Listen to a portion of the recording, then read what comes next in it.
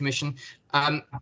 Obviously, we're all, to some extent, learning a new way of doing things still with online meetings at the moment, as circumstances dictate. I'm going to just read an opening statement just on some various practicalities for the meetings, just so everybody attending, not just members of the committee, but everybody attending is clear on what some of those arrangements are. So first of all, to introduce myself, my name's Councillor Gavin Edwards and I'm Chair of the Housing Scrutiny Commission. Before we start the meeting, I've just got a few announcements to make. The meeting will be recorded by the Council and uploaded to Southwark Council's YouTube channel tomorrow. Please note all guests will have their microphones muted when they join the meeting. You will be asked to remain on mute unless you're invited to speak. Please wait until I have given you permission to speak before unmuting your microphone. To ensure that this virtual meeting runs smoothly, only one individual should speak at any one time. Any person speaking must be permitted to finish what they are saying without interruption. If I request that an individual stop speaking, then they should do so immediately. If a member of the committee wishes to speak, could I ask them to indicate this via the chat function or the wave hands function if you have that available? Please note all guests will have been made attendees after they have entered the meeting. A message should now be shown on your screen to indicate that this has been done.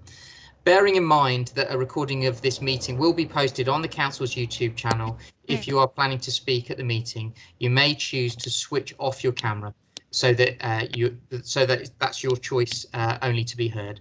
Members of the committee who are disconnected from the meeting due to technical difficulties should use the link or dial-in instructions they were sent initially to return to the meeting.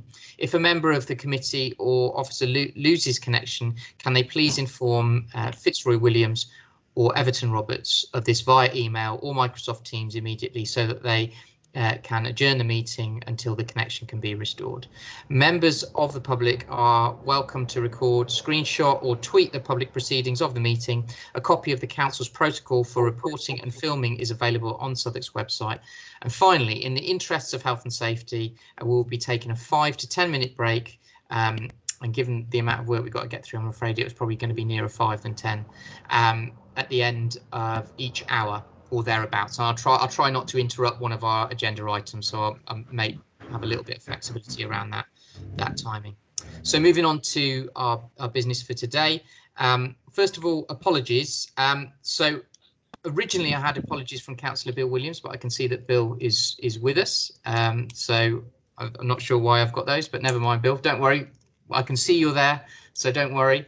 Are there any other apologies that I need to note?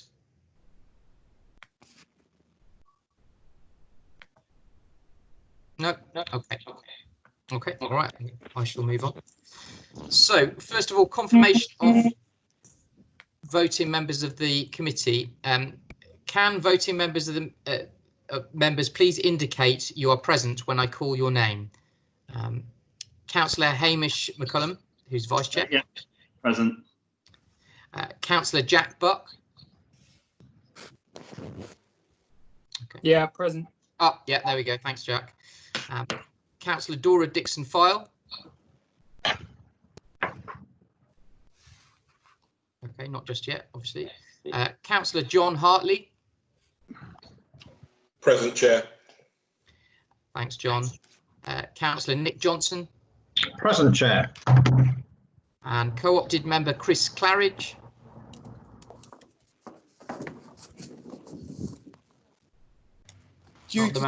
Sorry, I was told that Chris is going to be kind of contributing to the meeting via the written chat function because she's having some technical difficulties in joining via Teams with the camera on at the moment. So I'll be looking out in the chat function for Chris's contributions. Sorry, Councillor Edwards, just to say Chris wasn't able to, we weren't able to do that. My name's Rhiannon from SGPO, and so she sent through pre-typed questions, so I'll be asking them in the chat, okay? That's fine, thanks Rhiannon, appreciate that. And Ina Nagoita. Present. Thank you, Ina, appreciate that. Right, so, and there are no reserves. Oh, Yeah, and Councillor Bill Williams. Sorry, Bill, you weren't on my list because you were in the apologies. Sorry. Oh, yeah. So I don't want to make you feel excluded, Bill. So moving second item on our agenda, notification of any items of which business which the chair deems urgent. So I haven't got any late agenda items. I'm moving on to item 3, disclosure of interest and dispensations. Does any member wish to declare an interest or dispensation in respect to any item on the agenda? No, I'm seeing shaking heads. OK, thank you for that. Moving on to item 4, the minutes. Can we agree as a correct record the minutes of the meeting held on the 9th of March 2020, which are in our reports pack? Can I see kind of indications of assent to that? Agreed. Agreed, sir. Thank you. Thanks, everyone. So there are just a few matters that I want to update members on in respect of items considered at the last meeting. It was originally intended that updates on the Aylesbury Estate Heating Consultation and Wandle Housing Association, if you cast your mind back pre-lockdown to those two items, were to be brought back to this meeting, which was then subsequently arranged for a special meeting on the 21st of July. Wandle Housing advised, however, that due to the COVID-19 pandemic, they're not able to progress issues they intended as they were focused on their response to the COVID-19 national restrictions. Business critical and health and safety related functions. They are therefore requested to come back to our next meeting, and they've said after August, but we'll maybe have a little discussion about that when we talk about our work programme.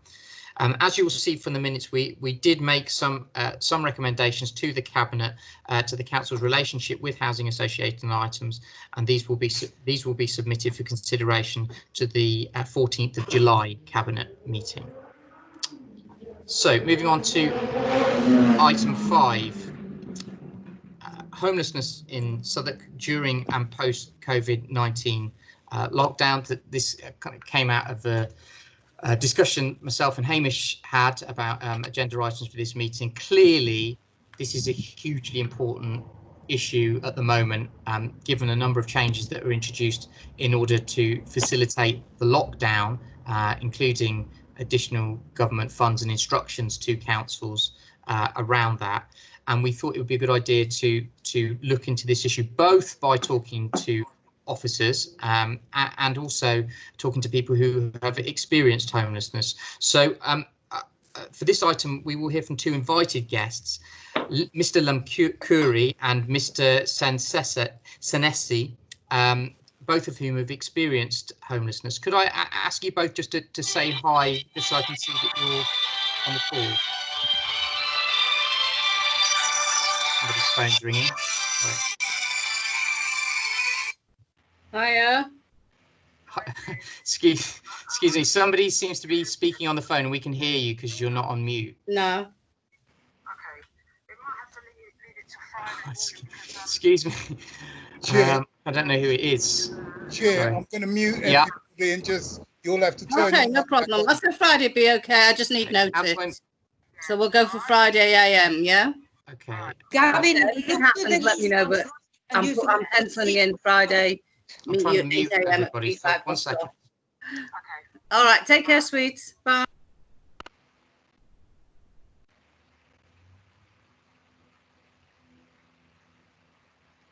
Chair, you need to put You're your on mic mute, on. Councillor. Thanks. I'm sorry, I'm still learning how to use this. Apologies. So just a reminder to everybody that if you're not on mute, then we can hear everything you say. So somebody just had a telephone call and we heard the whole telephone call when we were trying to move on with the business of the meeting. So just a reminder to people to be careful to put themselves on mute. So as I said, Mr. Lamkuri and Mr. Senesi have been invited to this meeting, both of whom have experienced homelessness. Can I ask you to take yourselves off mute and to just introduce yourselves?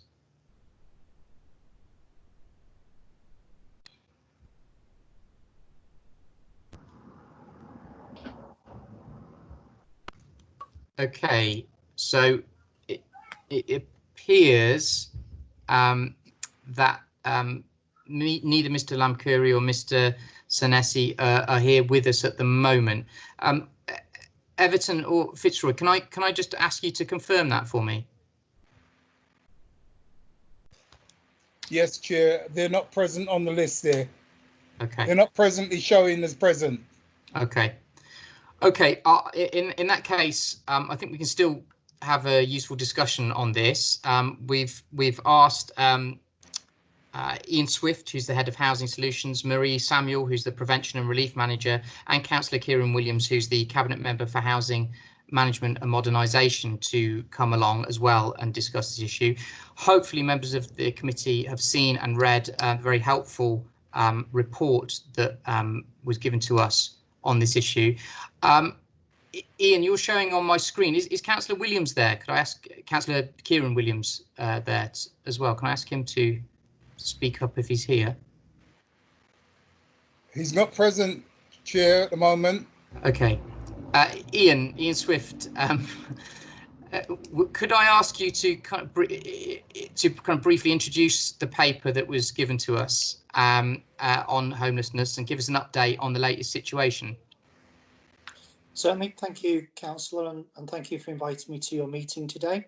So the report you have in front of you is basically a snapshot of what we have done since basically the 23rd of March 2020.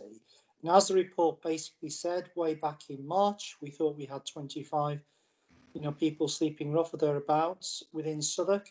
And obviously, as the report says, we've now rehoused 323 individuals that were either sleeping rough, about to sleep rough, or was reported by an agency saying that they are likely to sleep rough because they don't have accommodation because they've been discharged from hospital, prison and other public services. The report clearly lays out in front of you the scale of the demand in terms of the support for individuals. It also outlines to you some of the key challenges the council are facing, which we are liaising with central government on a regular daily basis, especially around the no recourse to public fund customers, because as you can see from the report, the council has now rehoused 86 people with no recourse. That's the third largest amount across London, and we've gone way beyond what perhaps other councils have done across the country. None of these people, hardly any of the 323, have a solid local connection to Southwark, so we have taken people from across London because we believed it was our duty to do so. We are funding the Southwark Law Centre now to provide specialist legal advice to an attempt to get the EA nationals, their regulation status confirmed within the country. We, as this report was produced, we said we had 138 people in first stage accommodation. That changes on a daily basis, and that went up to 141 because we're still one of the few councils across London that's still rehousing people who are sleeping rough, who are new arrivals to the streets. The report clearly shows that central governments have not funded Southwark Council adequately for the massive scale of rough sleeping, but also homelessness that we've seen. We can report that from the 1st of April to last night, we've seen a 53% increase in homelessness presentations compared to the same period last year.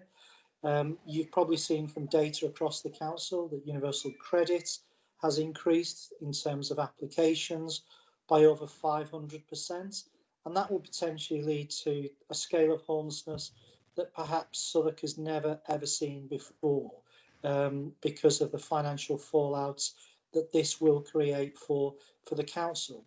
However, amazingly, because the council employs really good front-facing officers, we've produced a mystery shopping report. Shelter came in and did mystery shop to see how the quality of the service was.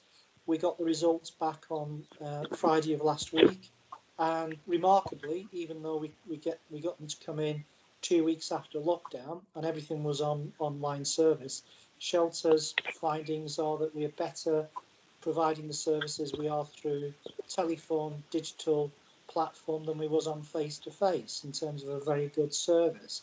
and marginally better in percentage performance. We've also compared the performance during lockdown and compared that to the very same period last year. And as you can see from the report, all of the key performance indicators for the service has shown dramatic improvements, and some by over 71%, which obviously we're very pleased about. We've had dialogue now with customers about the future, and we've had a staff input into the design of the service as well through an anonymous survey of what the service could look like going forward. It's fair to say that we probably will not be providing a service that was anything like the service we provided in the past, because we're far more efficient now. Only 0.5% of our customer base has been unable to access our services electronically, and we've got data to show that. We've taken stakeholders on a journey with us. We've had one homelessness forum via Zoom, and we've discussed with our stakeholder partners, Rhiannon from SGTO and others, which basically says we'll probably be moving to a much more of a community-based hub approach, of where people do not need to come into Bournemouth Road, but could access appointment-based services, not just with my service, but potentially with Citizens Advice Bureau, sort of Law Centre, Shelter, Women's Aid, and those could be based well within the community, so people could access that from libraries, health centres, existing buildings that the council have ownership on. We've had solid feedback as well from councillors on what we've achieved, I think, in terms of the lockdown period. And it really is humbling to me as the lead officer for the Housing Solutions Service to work with absolutely fantastic staff and managers across the service, but also to be very fortunate to work with my director, with Sally, and obviously for councillors as well. We are being held to account and we are being challenged by our partners, and that's the service and the culture that we wish to explore going forward. However, we are going to be facing challenging times in the future. We've already seen a 16.2% increase in temporary accommodation use. The temporary accommodation budget is likely to be overspent by £7 million this year. So there are going to be major challenges for this council in delivering the service.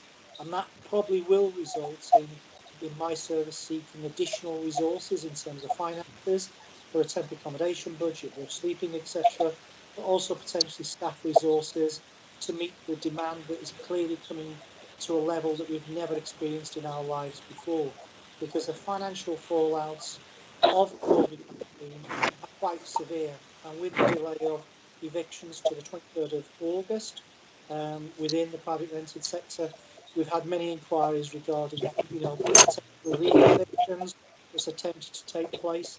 But the report is honest and transparent, as it's always been with members, and we'd be pleased to answer any questions that you may have from what I've said or what the report contains. Thank you so much for your support in the past.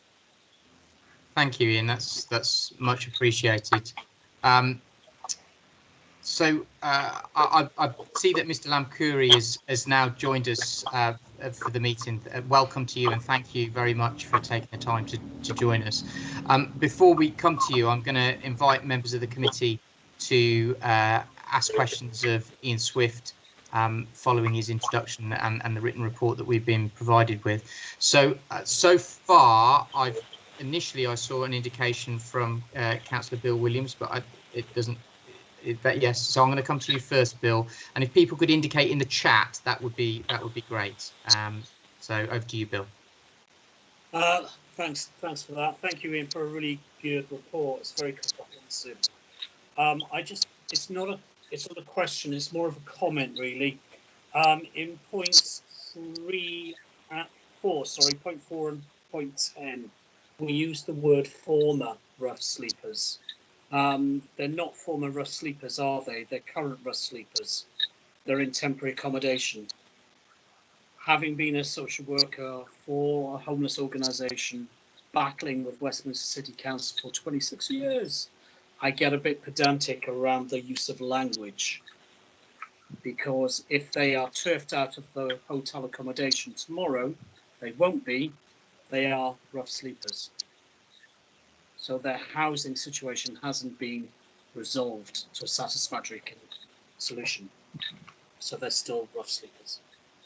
That's the point. Sorry. Would you like me to answer that? Yes, sorry, thanks, Ian. Yes, if you could. Okay, Councillor Williams is 100% correct, as per usual, when I've met him on these previous committees. What I meant by former rough sleepers is we do not have any ambition to return these people to the streets. What that was meant to be is we're working with these people, you know, sometimes 7 days a week to ensure they do not return to the streets. We've had evictions from hotels because of antisocial behaviour, drug use, and we haven't been one of those councils that said, right, go bye, you know, go away, you've burnt your bridges. We said, right, we're going to rehouse you somewhere else. Our ambition is to make truthfully all of these. You are right, 141 people are in first stage accommodation. But as you know, I'm not very clever, and the difference between 141 and 323 have moved into tenancies and have moved into hostels, have moved into council private rented. But you are right, we've got 141, in my view, in emergency first stage accommodation, which isn't appropriate, and do need to move into tenancies and hostel places.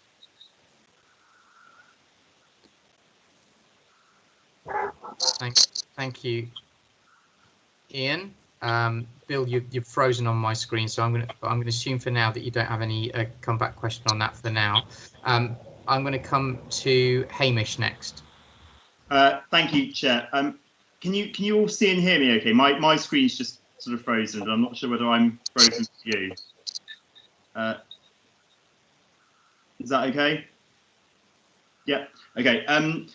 Thank you, Ian, for your report and your presentation. And I just want to express my enormous gratitude to you and your team for the work that you've done over the last 3 months. I think it's nothing short of heroic to see the number of people who've been supported through this pandemic. And I think you summed up the situation, I think, very effectively and very well in the very final sentence of your report to this committee, when you said that it has taken an international public health crisis for the elimination of rough sleeping in Southwark and in many parts of the UK. And it kind of follows on actually quite well from Councillor Williams' question, because of course you've just spoken about the sort of use of that term elimination and of course the desire to support all of these hopefully former rough sleepers into permanent secure accommodation. I think that's a desire that I'm sure everyone on this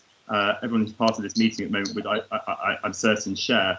But I was wondering if you might be able to expand on the practicalities of that and the challenges to see that through to a permanent state of affairs. And in particular, I suppose that there's sort of 2 parts to this. One is, you know, obviously it's a resource and finance intensive endeavour to house this number of people, and it's resource and finance that I hope that we would ensure that you have. But I suppose my question is, do you have that resource at the moment? And if not, is there more that the council could be doing? I appreciate there's obviously calls on national government to better fund this work, and of course there was an announcement today about more national funding, but is there more that Southwark Council needs to be doing today in order for you to be able to be delivering that service on the ground?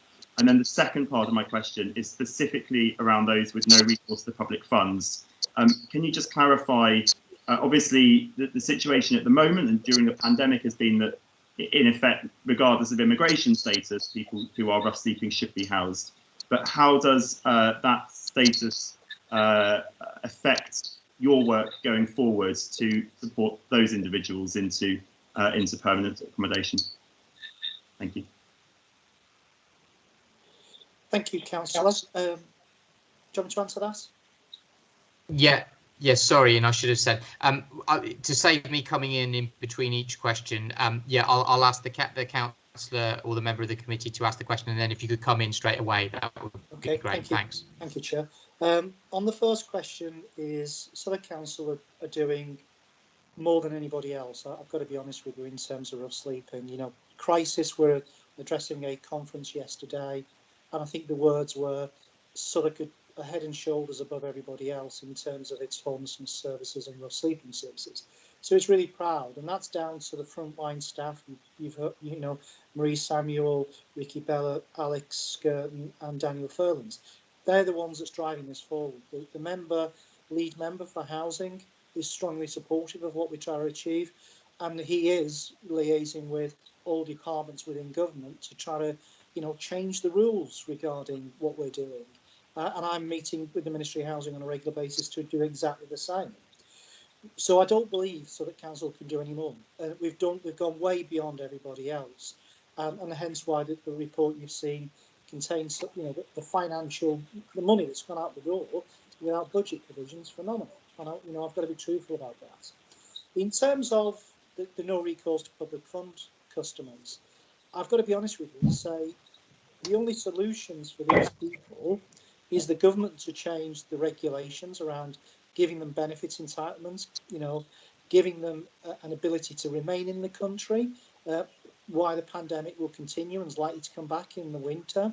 We're liaising with the government on that to regulate the stay of the people within the country, and we're working with Southwark Law Centre on that, who've appointed a worker who is doing brilliant work, or gain them in employment within either my service or the council or other partner agencies to help them, you know, regulate their stay, but also pay for the accommodation.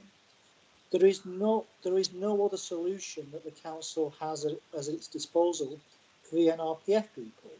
But as it stands today, I don't believe the council has any ambition to see any of these 86 people return to the streets. You know, it's taken my staff, you know, these people have been sleeping rough, some of them for 10 years, some of them not as long as that. And they've now gained trust in the staff that are working in solutions.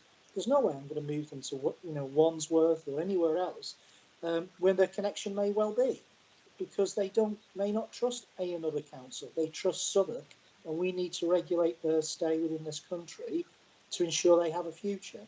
And I think what we're passionate about is building people's futures, not just saying you're a former rough sleeper, you're a current rough sleeper.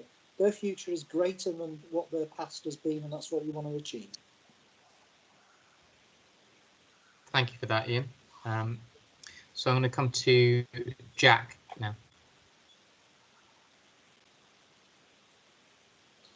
Thanks, Gavin. Thanks, Ian. Yeah, that was a really fantastic way to finish the question on no recourse to public funds constituents, and I think that's absolutely right. I had a point of clarification on the figures from the report for the no recourse to public funds residents. So it says that there are 86 people with no recourse to public funds in temporary accommodation now. Are those people who we would have had a statutory duty to house before the crisis, or does that include, I can see you shaking your head, so that includes everyone, including people who we wouldn't have had a statutory duty to care for before? So that's kind of my first question, because obviously there's two issues, isn't there, with rough sleeping no recourse to public funds residents. There's the people who we statutorily have to help, and then there's the others who normally are the ones that are stuck on the street. So I can see you're shaking your head, so that's good, that's everyone. Fantastic. The second question was whether you thought there was more essentially community options for some of these people in the long term that we haven't explored, because I think we do an absolutely fantastic job from a service provision perspective and ourselves as a provider of housing, but for the people who in the long term, say for example the government don't lift the no recourse to public funds restrictions and we get into a position where the council is either going to have to directly fund that housing, or that there is going to be this bracket of people who are stuck back on the street, do you think there is a community housing option that we haven't explored in terms of getting people to sign up if you have a spare room, or housing associations that have spare capacity, etc., that we can explore? And the second slightly bigger question was around, I suppose, the future, the next 6 months. We know obviously that the government with the COVID crisis has suspended evictions for now an extended period of time. But is the team doing any kind of tracking of potentially vulnerable renters at the moment to kind of predict or have an eye on what the surge in temporary accommodation may be whenever the eviction freeze ends, which it will end at some point in the future? Do we have any idea of how many vulnerable renters there are that could be forced to use our services in the next year, per se?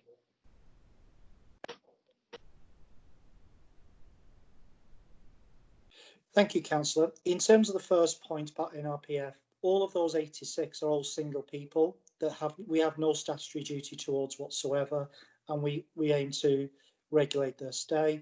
In terms of the second question, is we probably will have to explore community options for some of these people, because I need to be honest with you and say some of these people will never get status within this country, and they will not be able to obtain employment.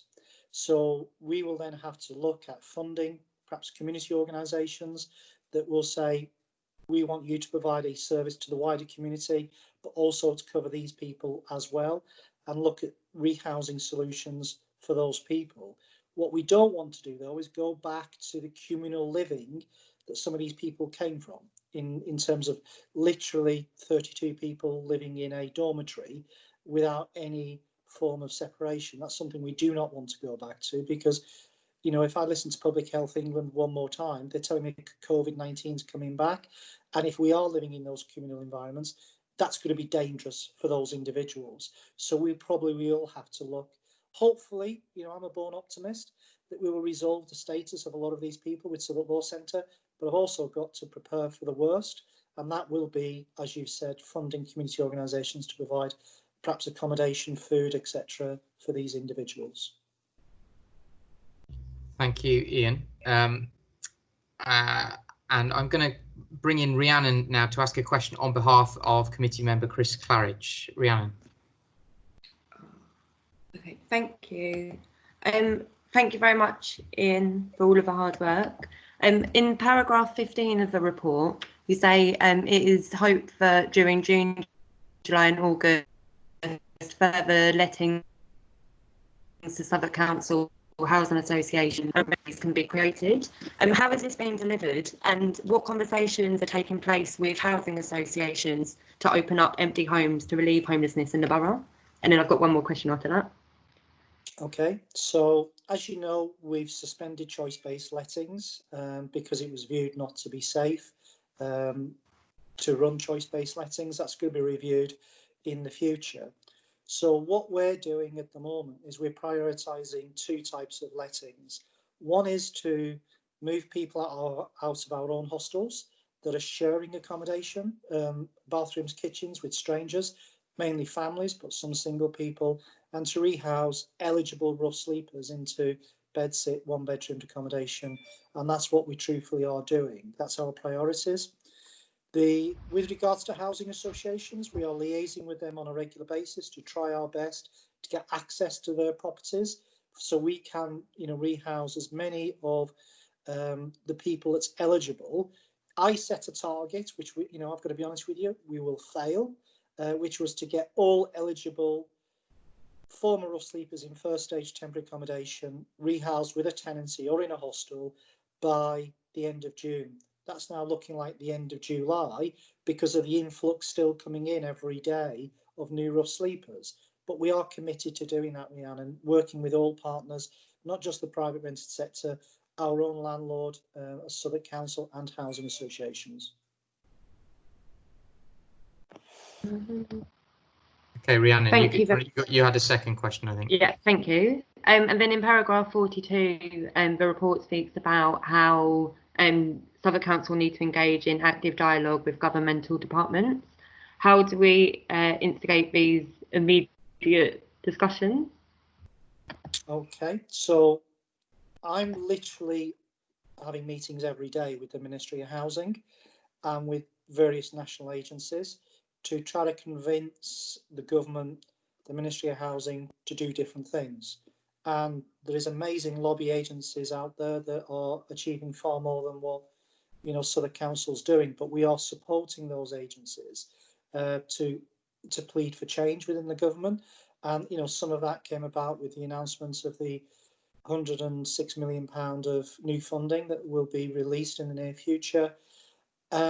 It's fair to say Councillor Williams is taking that forward at a political level. We need to emphasise this to you. This just is not a Ministry of Housing Community Local Government issue. This is an issue with the Home Office, so they can help regulate the stay of these people. It's a Department of Health issue to ensure that we no longer have the health inequalities within the NRPF community, but within the rough sleepers community.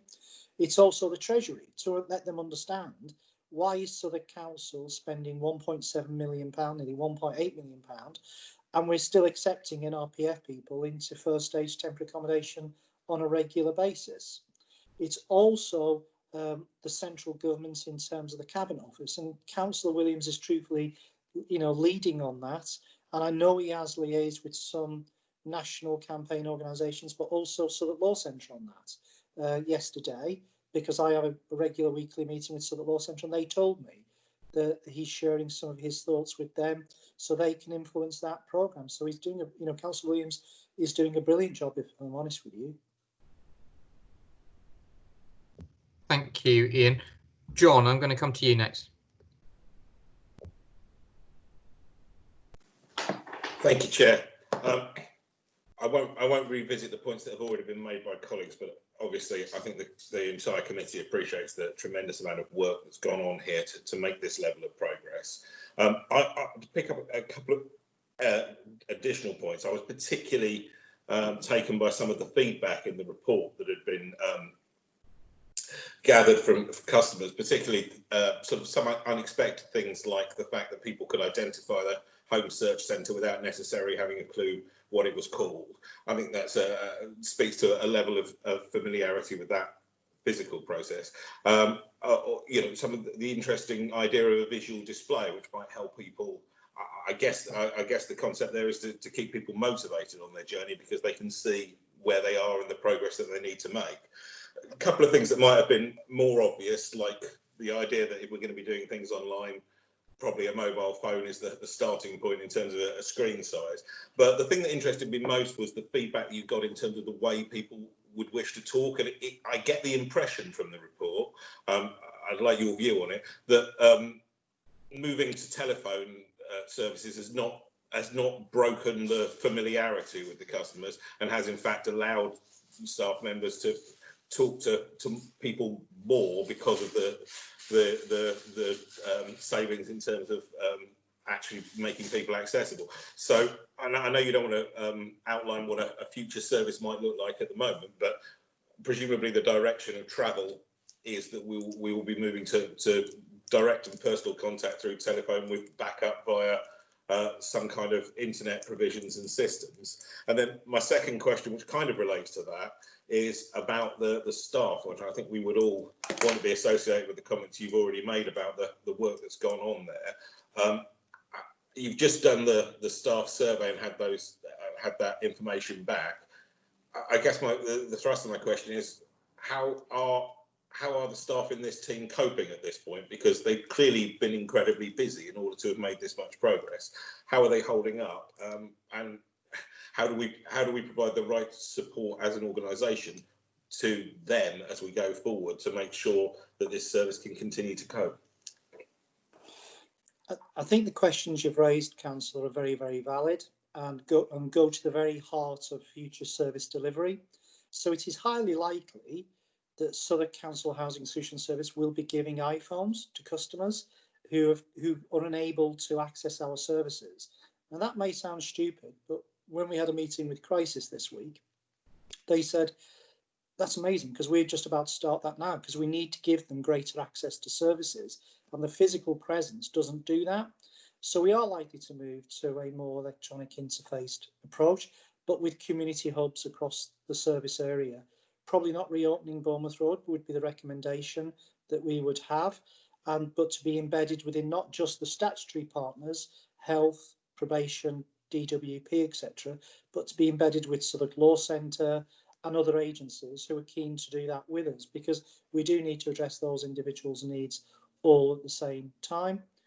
With regards to staff, we had a service-wide team meeting today of 150 staff, 114 attended, and the feedback that we've got is really very positive about the future, because they've received a report today which basically is reflecting on the mystery shopping report, the stakeholder feedback you've seen in this report, the customer feedback you've seen in this report, but also the staff feedback.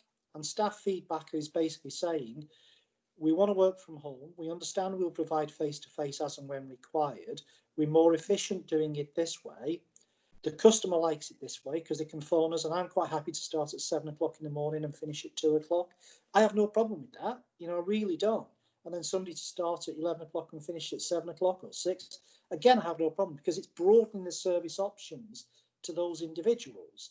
And it is providing a service that the customer wants in a way they want it, when they want it, and not being restricted by saying, come down a Bournemouth Road. We know you don't know the name of the building. You don't know what we do, but turn up and queue. Now, those days have gone. You know, if you expect me to provide a service that has a metre plus distance between each customer and 50 customers in reception, then you're going to be having a queue going out of Bournemouth Road and down Rye Lane. And we don't want to be associated with that. For those people that cannot access our services, we will provide those community hubs. But we've sorted everything out electronically on iPhones and everything else. And like you said, we're doing face-to-face anyway, but through telephone or web-based technology. Thank you, Ian. I'm going to come to Nick next for your question, Nick. Thank you, Chair. I just wanted to say, first of all, that the idea of actually literally ending homelessness in Southwark has always felt like one of those unachievable goals. So it seems incredibly exciting, actually, that this is something which actually incredibly is actually happening. But I wondered, and given the conversations that have been had with Robert Jenrick about funding for local government, how much on an ongoing basis do we estimate that this will cost us as a borough to provide? What do we need to be turning to central government and saying, you need help to support this? What's the ticket price? The ticket price at the moment is really scary. And I explained this yesterday to the Ministry. I've explained it again today. There will be additional pressures placed on all councils, you know, with the domestic abuse bill, which is really positive. We want to support that. But we've been saying this needs to have revenue and capital funding. We're in a very fortunate position of where we are liaising with the government on a regular basis, and we are open to those discussions to obtain capital funding to build many hundreds of houses and flats for rough sleepers within Southwark, and that is a priority for us to do. But that needs to be supported by revenue for housing first, because you can't expect, as Councillor Williams will tell you, to move a customer in there and say, there you go, there's your keys, now get on with your life. Those individuals will still need ongoing support for a period of years and months. In terms of temporary accommodation budget, the pressures we're facing, you're talking millions and millions of pounds of pressure being placed on this council because of COVID-19. And some of the figures I've seen are extremely scary in terms of the best case scenario is £7 million overspend in temporary accommodation. The worst case scenario is considerably more than that. Thank you, Ian. Okay, I'm just going to follow on from that, Ian, if I may. You made the mistake earlier of describing yourself as an eternal optimist, and I was just wondering, given the scary price tag that you've just described, and the level of engagement that Southwark Council has had with the government, both in terms of with officials and others, Councillor Williams and yourself, it sounds like, how optimistic are you that central government is going to come forward with a further tranche of money in order to deal with that? And then further to that, perhaps just as importantly, how optimistic are you that the government is going to make the kind of changes in terms of the availability of support that people can receive, the rules about people being able to access that financial support, that underpins all of this debate. And it's a kind of, I'm asking you to look into your crystal ball a little bit, and you know, if you're not able to answer, you're not able to answer. But given the level of interaction you've had with government, it would be interesting to know your thoughts on that. I truthfully believe Southwark Council will get significant resources to build accommodation and to acquire accommodation in Southwark from central government. I do not believe it will be enough. It will not accommodate everybody that we wish to accommodate, and it will not give us enough for housing first. I do believe we will get significant revenue funding from central government for more housing first officers, and that will then help in terms of those properties we either acquire or develop to provide that support that goes into them. Am I confident that government will bail Southwark Council out £10 million for our temporary accommodation bill? No, I'm not confident in that whatsoever. But I do believe that the capital and the revenue funding will go a significant way to stop the harm in future years of our budget pressures. Thank you, Ian. And Ina, I've noted that you're going to come in for a question next. Just one more from me.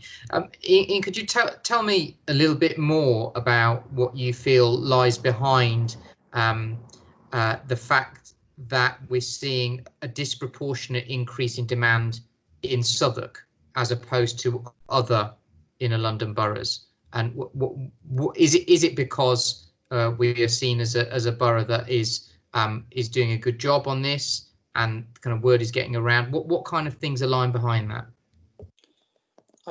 To answer you truthfully, we believe it is because we have a major central transport hub at London Bridge, and you know, most other places in society during lockdown closed down, but the train hubs remained open, and it's fair to say that we attracted an awful lot of people around the London Bridge area, and we've accommodated those individuals.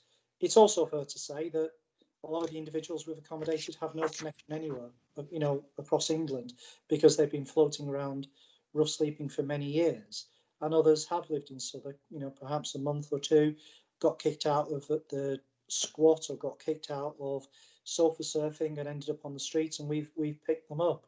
So I think in terms of COVID, there's been lots of reasons why we've been inundated with individuals. Some may be because they've, you know, they moved because we may well have had the word out on the street that Southwark will accommodate you. That probably did happen with some of those individuals, but we're not going to turn them away and send them anywhere else. And we haven't refused to rehouse any rough sleeper.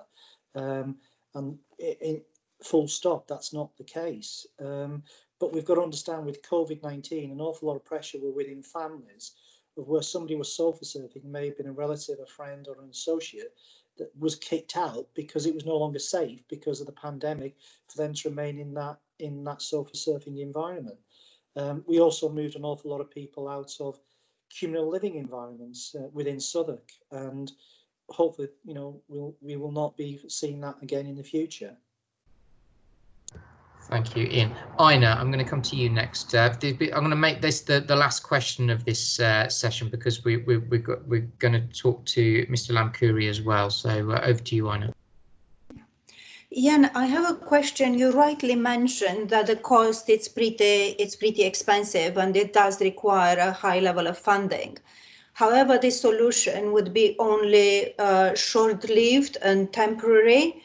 I'm wondering if you have any other type of support, like providing training to get jobs or get them in any form of charities, because funding is not generally the solution for something which is a systemic problem like rough sleeping. So what other support do you provide to those people to make them more part of the society? Yeah, so that's a very good question. So we're working with two organisations as well as the DWP. One's called Beam, who we have a really successful partnership with, which the council's funding. And Beam are absolutely fantastic, and they're doing training and employment for individuals, and they've got real large success factors with those individuals, and certainly we can provide that information to you in terms of success factors of getting people in employment and training rough sleepers as well as homeless people as well. Thank you. We're also working with Thames Reach. You've probably heard of Southwark Works, and they used to be co-located in my office in Bournemouth Road, and we're working with that organisation to again obtain training and employment opportunities for rough sleepers and homeless individuals as well. So both of those are working really well. The Beam is a crowdfunding initiative, so the wider community of London's funding those individuals through training to get them jobs, etc. So it is two really exciting initiatives. And I had a meeting yesterday or today with Lewisham and Lambeth to explore about a job creation, particularly for homeless people and rough sleepers, between Lewisham and Lambeth themselves to move that forward. Thank you, Ian. Okay, I'm going to move on now. Mr. Lamkuri, thank you for joining us. I appreciate your patience as well. Could you just speak up, just to take yourself off mute and speak up, so to introduce yourselves?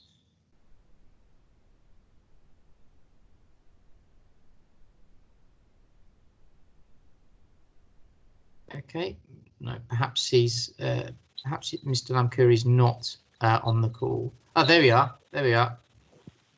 Hello, Mr. Lamkuri. Welcome to the meeting. Thank you very much for joining us.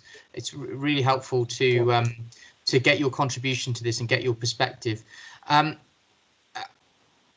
We've been told in the notes that you've previously experienced homelessness. Could you tell us a little bit more about your situation, your experiences, particularly with regard to Southwark? There's nothing to say, like, you know. It's been a bit rough, you know. You have to find somewhere to live, you have to find a place to live, you know. So it's very hard. But now it's much better now. Right, and what's your current situation? My current situation was I come out of work, so I wasn't working, and it comes this coronavirus and stuff like that. Mm-hmm. So closed down. You got nowhere to go, so you have to go and be homeless in hostel and stuff like that. So I was in the church, in a charity place, so that where I was staying, you know. And then the council company moved us to you know, accommodation, which was great. Then everything started coming good, you know. So now it's much better.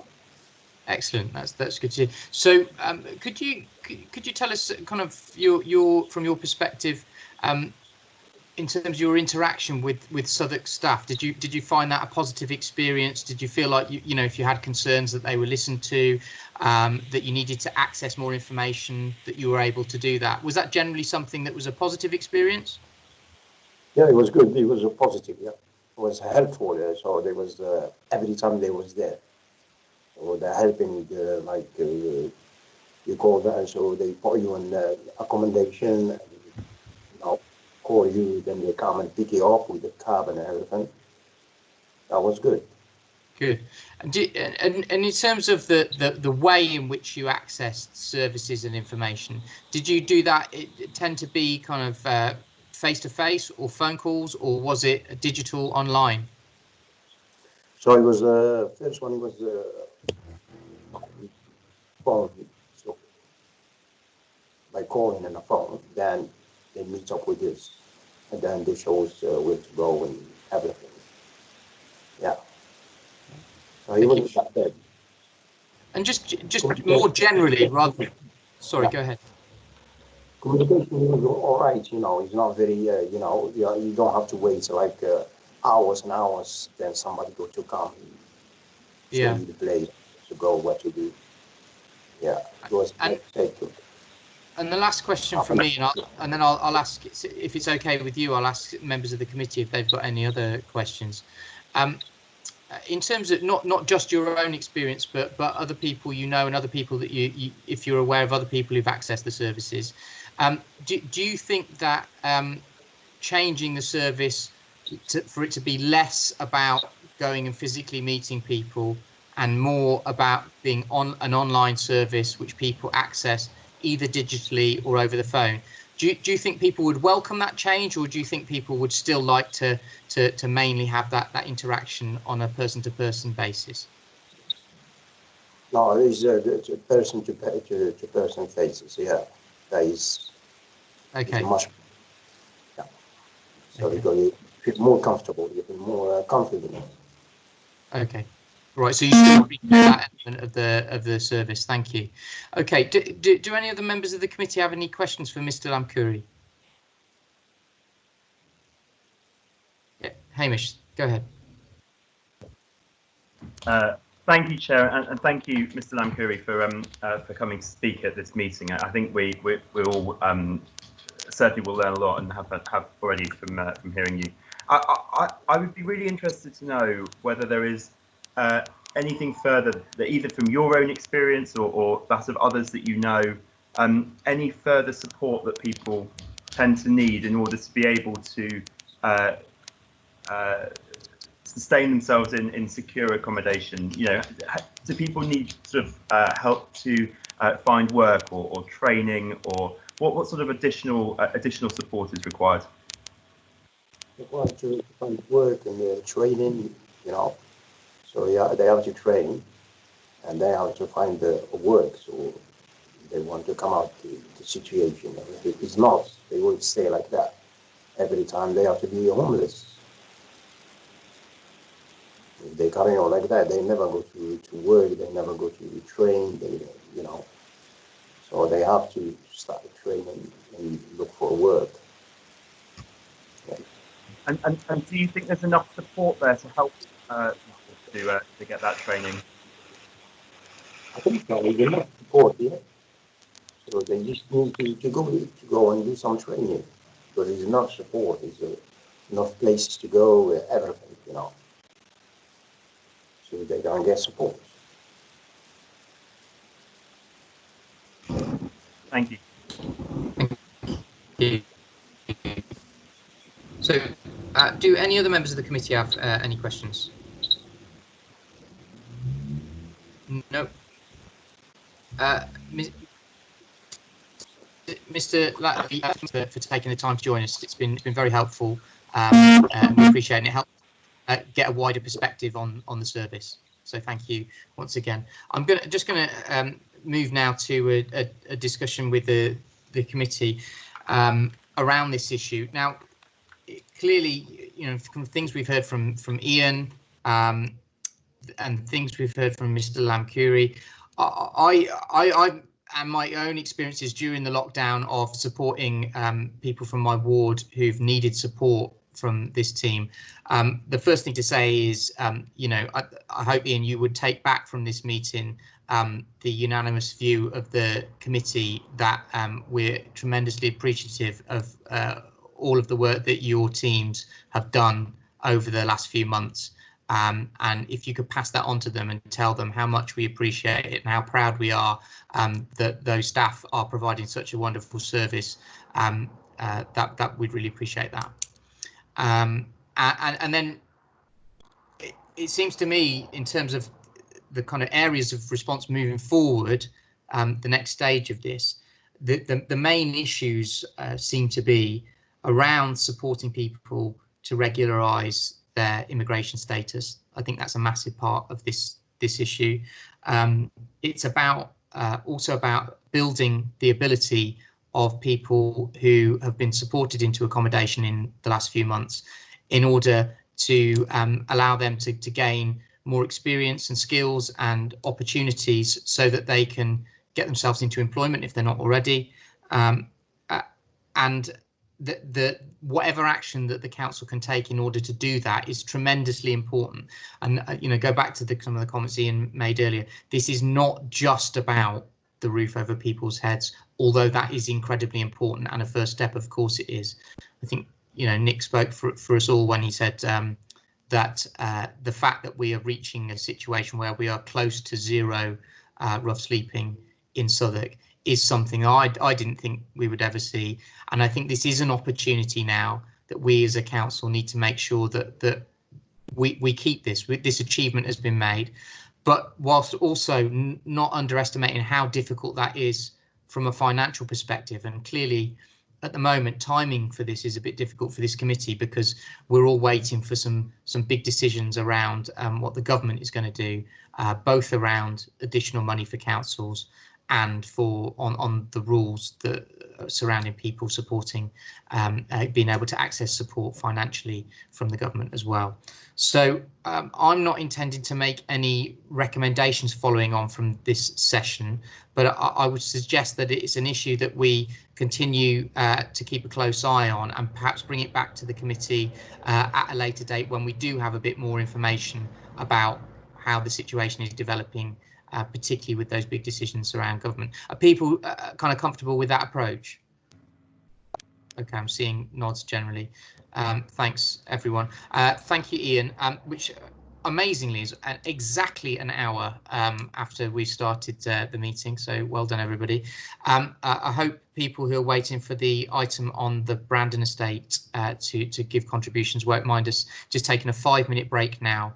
And we will come back. So I am going to keep it fairly strictly to 5 minutes, and I will begin the meeting after that time. So we have a 5-minute break, and then we will come back and start then. And a reminder to everybody before we go off for the break that if you put yourself on mute and perhaps take off your camera, that might be a good thing to do because the recording will continue throughout the break.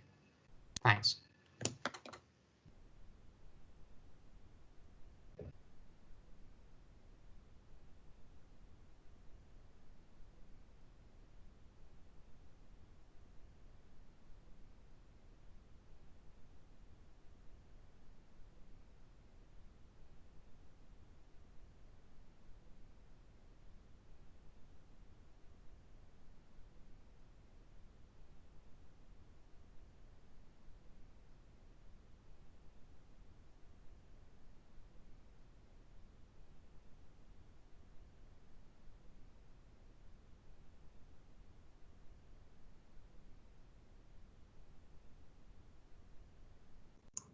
Jennifer, you're sleeping.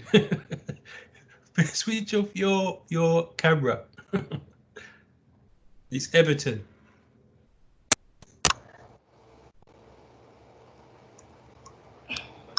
Everton.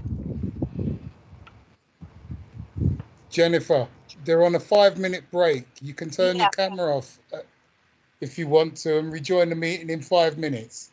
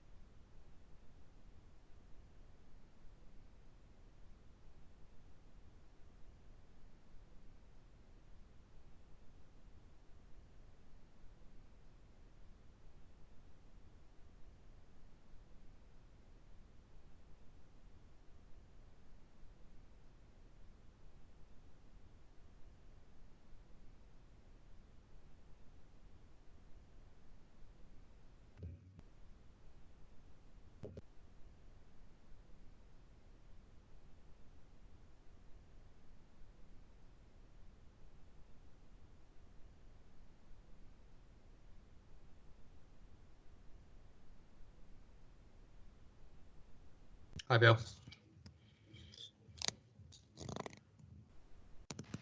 Hello. Hello. Hi, So I Councillor saw. Edward. Yes. I just see Williams. So Councillor Williams is with us. Councillor Kieran Williams. Yes, I saw that. I saw him briefly flash up, and then he was gone again. Kieran, can you make yourself see? Here he comes. There he is. There he is. How you doing, Kieran? Yeah. I'm going to, despite having said that I was going to keep strictly to 5 minutes break, I am going to give it a couple more minutes just to let a few more people come back.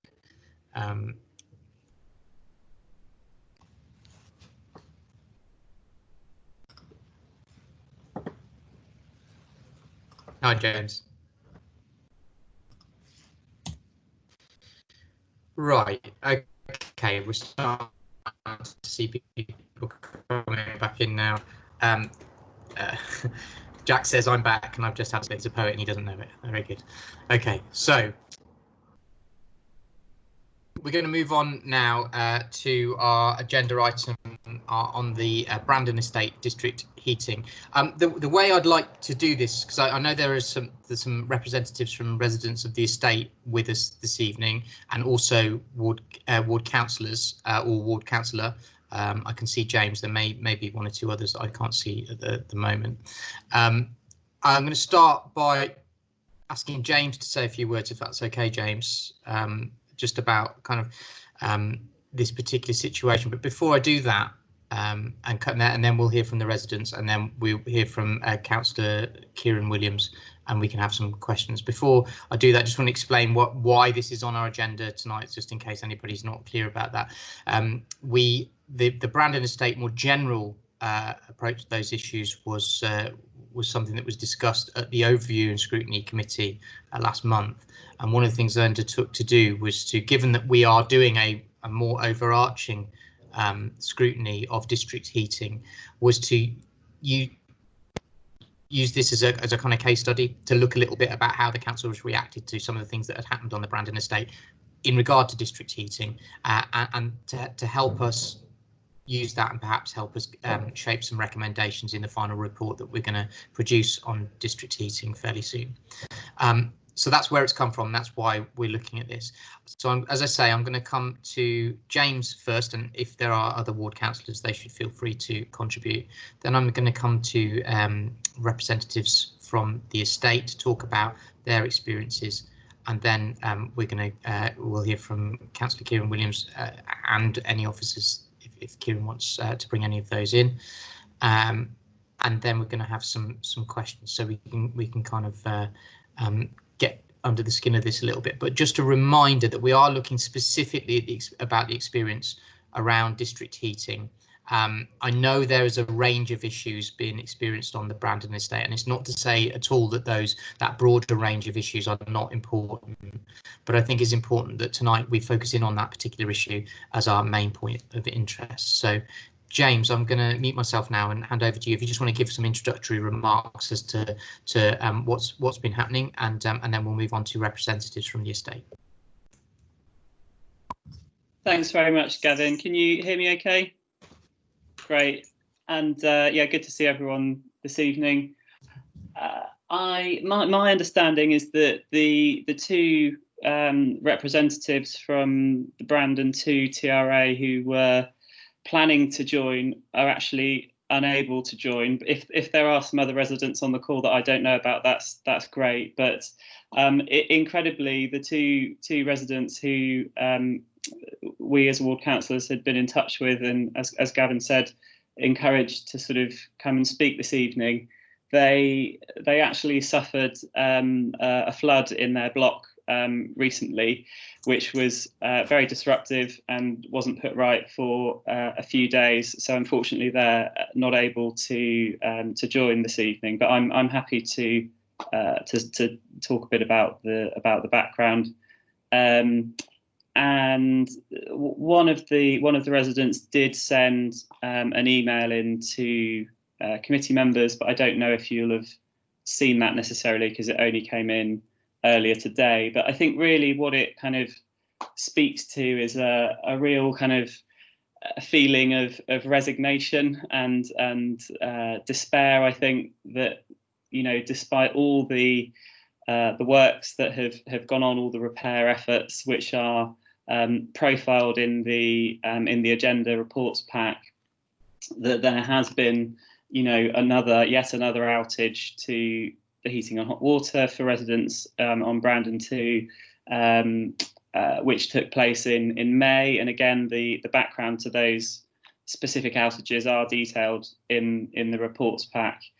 And I think one of the main things to sort of highlight is that, you know, as many of you will know, this has been going on for many years, and it seemed, or has seemed to me as a ward councillor, that each winter since I became a councillor back in 2016, it seems like the outages have been more sort of continuous and more pronounced, and have created more exasperation, understandably, with each winter that's gone by.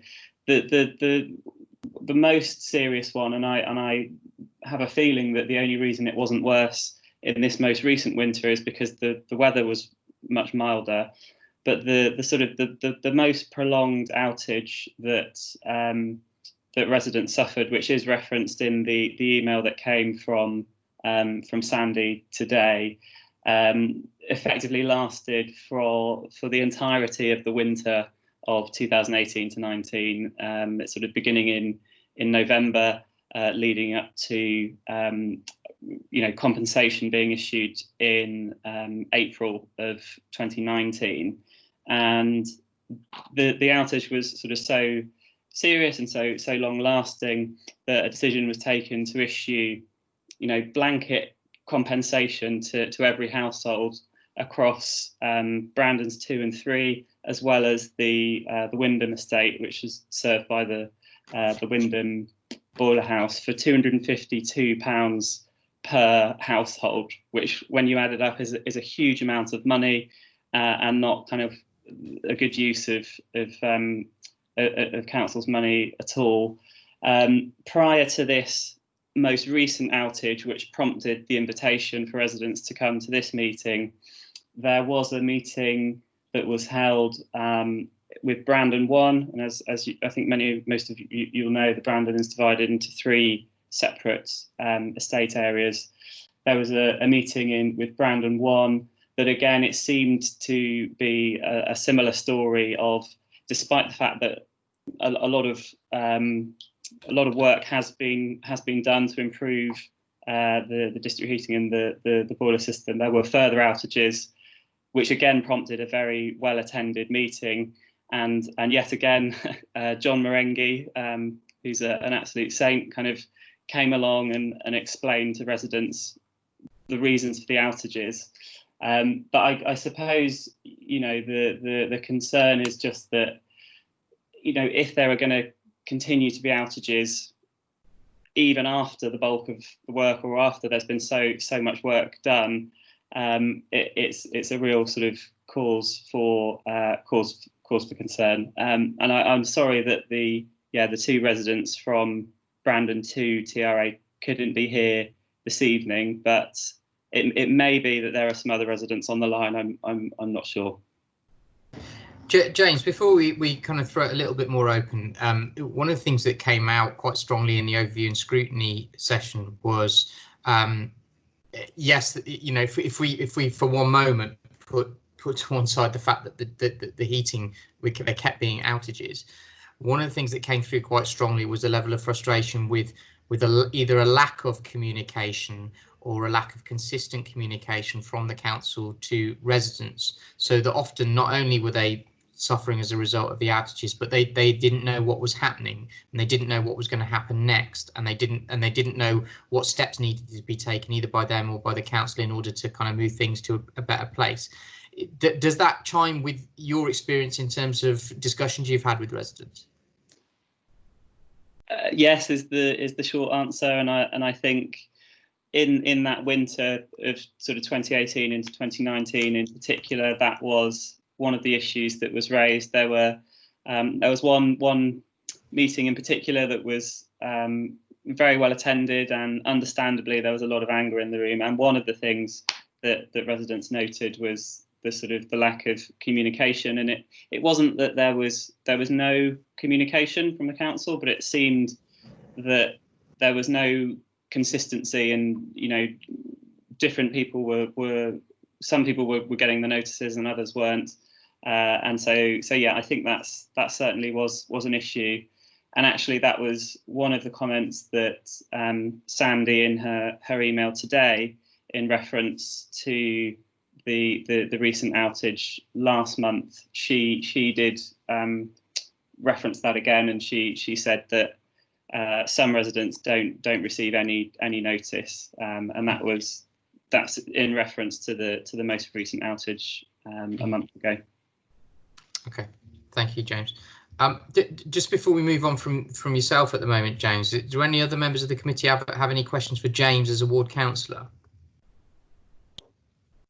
No, I'm gonna move on there. So just to kind of try and find out if there are any residents from the Brandon estate, given there's been this unfortunate situation that the two people that were going to come along haven't been able to. Are there any other residents of the Brandon estate who are on the call and would like to make a contribution about their experiences?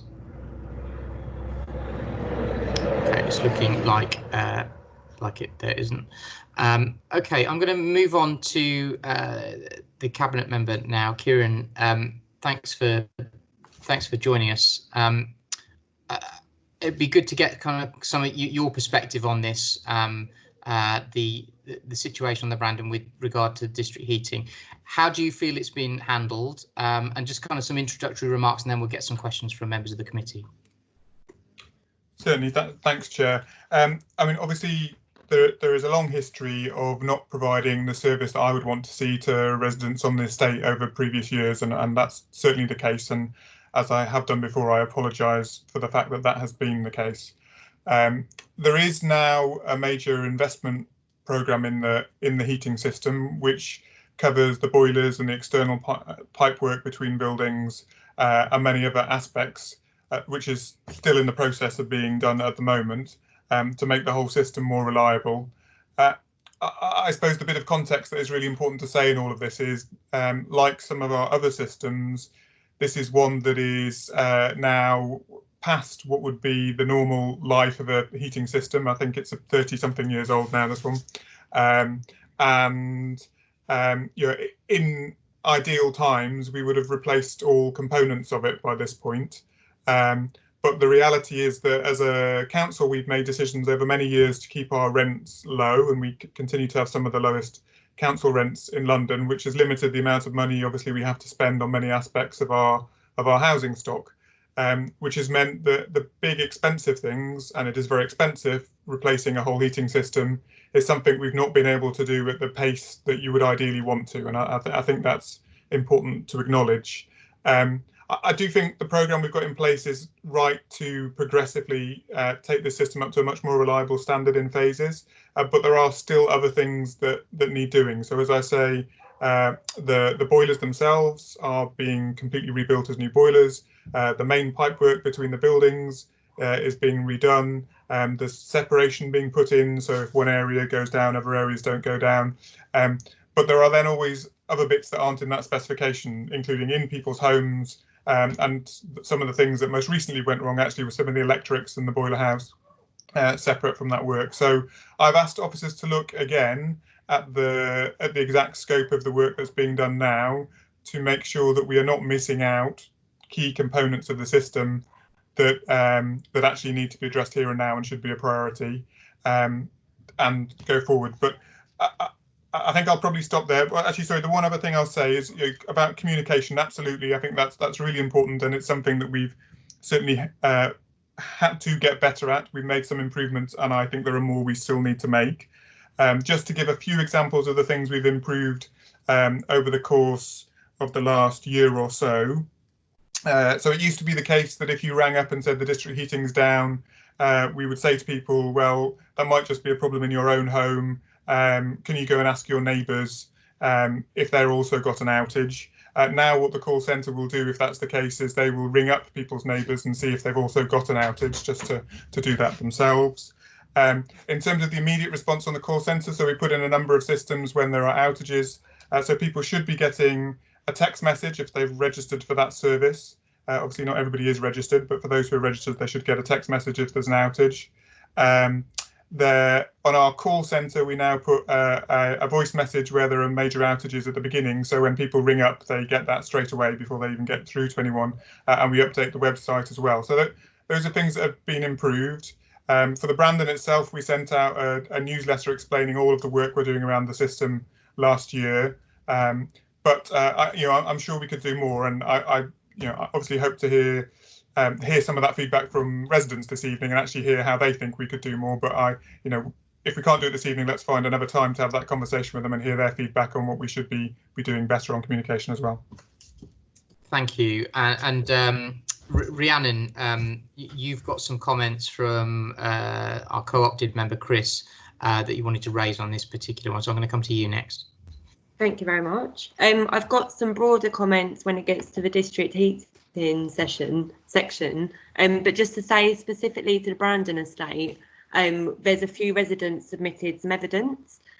So just to give a different narrative, we've got Tiziana, who lives in Prescott House, who lives on the 13th floor. So throughout the lockdown, she's had to stay in her car multiple times because the noise from the pipes, I think it is, has affected her so much on the 13th floor. So she went round door knocking, and there was quite a lot of people in Prescott House that were also affected by the noise, and including one person on the first floor above the pump room who was really, really suffering. And they kind of said it made them feel a bit nauseous, and obviously a lot of anxiety during being in lockdown and kind of not being able to stay in your home. And that was in March. I spoke to her today, so it's kind of been since March. There's been like waves of it being really bad. When I spoke to her today, she said that Brandon, Prescott House, the district heating had gone into summer mode, so the noise had been much better. But she's already really anxious about the winter impact. We've got a bit more evidence for Wyndham Road. I don't know if you want that bit yet. And also June Lewis, who was on the call earlier, talks about there's lack of adequate warning of when there's long-term outages. So residents still aren't receiving prior notice. The level of compensation provided to all, and I quote, is woefully inadequate at times, like in winter 2018 when there was a long-term outage of district heating. So it was off for days on end, and it wasn't a sufficient compensation amount. Do you want the Wyndham estate evidence now, or do you want you can I mean, we've got the written reports on Wyndham, which are useful. I wasn't intending to go into great detail on that, but if you've got some useful comments and some feedback on Wyndham, by all means, please give us them now, Rhiannon. Okay. So again, we were getting different inquiries in March. Obviously, as the weather's got warmer, those inquiries have changed. But Pat from Wyndham Road TRA explained that in March people were didn't want to put it on their plug-in heaters because they didn't know when they'd be able to leave the property again to top up their key meters. Obviously, this is going to be a huge problem if there is another spike and people are self-isolating. Also, the fact of the financial impact, key meters drain your electricity. So those people, if this happens in winter, it's going to be catastrophic. And when Pat kind of explained when she leaves her property and there's an outage, loads of her neighbours stop her to try and get an update.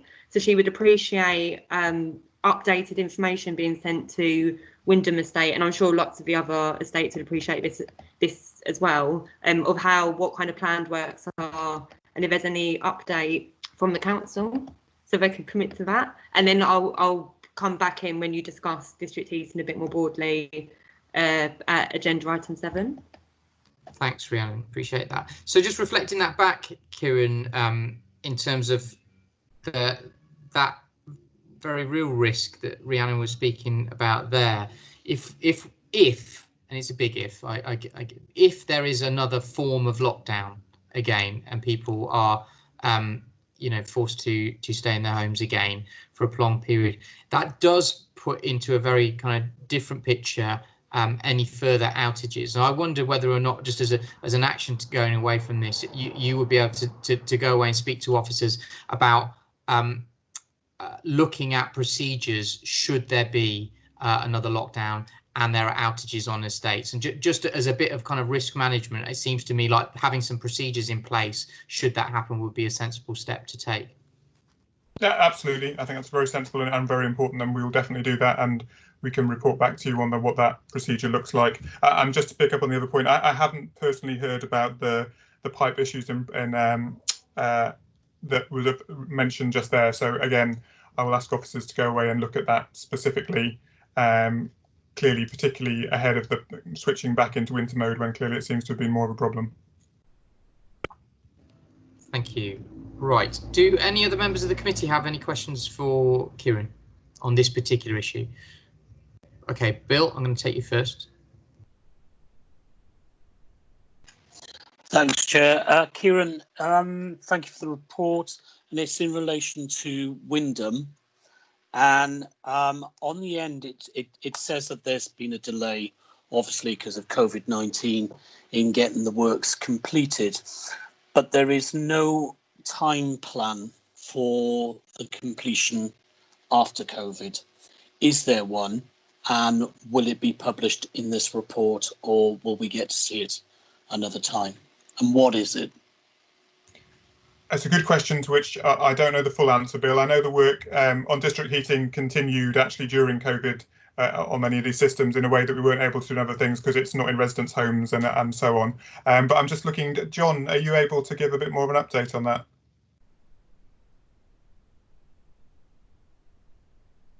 Oh, hi, sorry. Yes, on the Wyndham itself, as far as I understand, the major works to the east zones and south zones, i.e. the new distribution pipe work from the boiler house to both those zones, which cover the 5 towers, was supposed to be let. Tenders have been returned, and I think we've appointed a successful contractor, but I believe, but I'm not entirely sure because this is with major works, that the works are on hold at the moment because of the COVID-19 issue. But I anticipate that they're going to start in September. I think it's just to be clear on that one, it's worth saying there are 2 sets of works broadly on this system, which is Wyndham and Brandon. It covers together. So some of them are to the boiler house, and those works have been progressing. And the second set that John is talking about is to the pipe work between the boiler house and people's homes. Sure, yeah. Chair, can I? Sorry, I interrupted you, John.